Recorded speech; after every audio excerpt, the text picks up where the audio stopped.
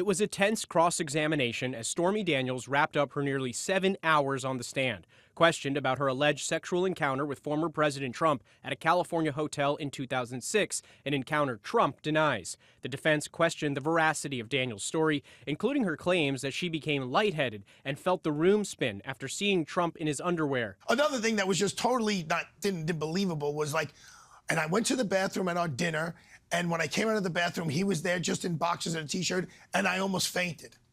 And Susan Nicholas said, "You've made 200 pornographic movies, and a man in his 60s in the boxers and a t-shirt, that made you faint?" She's like, "Well, I just wasn't expecting it. It didn't come off as credible."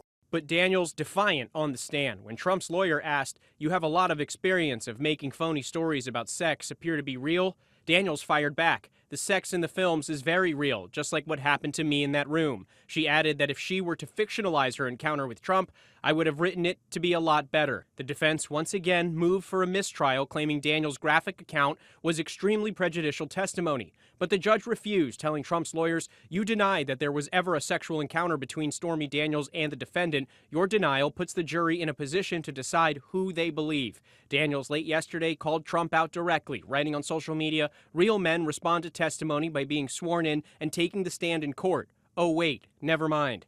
It comes as we learn that one of the potential prosecution witnesses, Karen McDougal, will not be taking the stand. McDougal, a former Playboy playmate, claims she also had an affair with Trump and that Trump's team allegedly paid the National Enquirer to buy the rights to her story to keep it a secret. The only key witness remaining for the prosecution, Trump's former fixer, Michael Cohen, who has claimed that Trump reimbursed him for the $130,000 payment made to contain Daniels' story before the 2016 election. The prosecution looking to make the case that Trump falsified business records, but Trump insists all payments to Cohen were for legal services, and his lawyers are expected to pounce on the fact that Cohen previously admitted to lying to Congress.